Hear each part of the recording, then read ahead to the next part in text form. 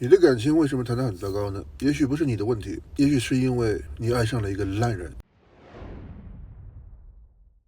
我觉得现在渣男渣女这个词有点被滥用，反正只要是对方不如意，直接贴上个渣男渣女的标签就很方便。渣在以前是形容花心、滥交、不负责任，提了裤子就跑的那种人，而很有可能你遇到的这个人呢，不是渣，而是烂。什么叫烂人？就是那种人品不行，德行很差，自私自利，逃避责任，有很多毛病，而且屡教不改。怎么分辨对方是不是一个烂人呢？就看感情上他是不是付出的最少，索取的最多，还毛病一大堆的那个人。烂人会用各种理由和借口当挡箭牌，合理化他们的逃避责任、自私自利的行为。而且你呢，还经常为他找借口。他逃避责任的时候，你说他成长还没有到位；他跟你冷战，经常吵架，你说他是不擅长表达；他整天无所事事，你说他是压力太大，怕一次次伤害你呢，你一次次帮他解释。他的确还不成熟，而且他是根本没有打算成熟，他只是希望你一直包容下去。他把你的包容当作是理所当然，爱上了一个烂人，后果是什么？你开始觉得都是你的问题，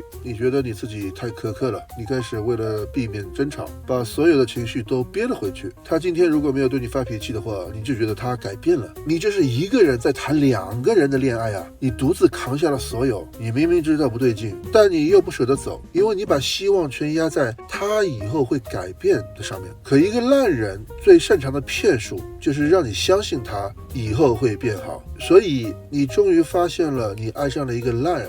那你该怎么办？你该做的不是继续给他机会，而是立马和他撇清关系，然后好好反省一下，回头看看你自己为啥老挑这种人呢？烂人总能吸引你，可能是他们无所谓的态度令人疯狂，可能是你比较缺爱，喜欢上感情上被虐待，你缺一把断情刀，斩断这段虐恋，果断止损。然后你先别谈感情了，先学会爱上你自己，不然下一次你还得碰上一个烂人，又开始讨好、忍耐、等待这个循环。你要记住一句话，爱错了人再努力都没有用。你爱上一个幼稚的人没事，你爱上一个不太上进的人呢，问题不大。你爱上了任何性格的人都不是爱错，因为他们本质不坏，他们都能成长。但如果你爱上了一个烂人，那这段感情从起点开始就是错的。